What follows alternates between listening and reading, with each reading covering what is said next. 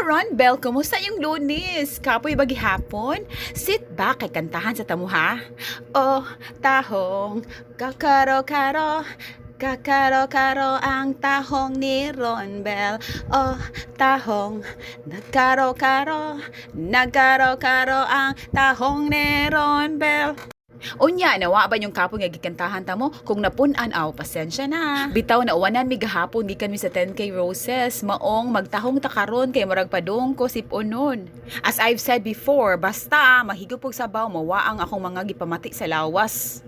Sabaw nga init og tubig lang katapat, di ko mainog tambal. Kung magluto din mi aning tahong kay dapat hugasan gigtarong, brushan, dayon hugasan.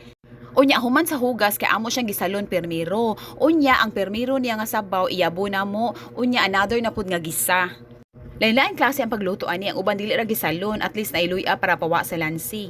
Plus para nako kompleto na basta naay sili. Amot lang ninyo kung hilig mong sili okay ra sad kaayo di ba? Ang scientific name ani kay Perna canaliculus. Nya green mussel na siya sa English.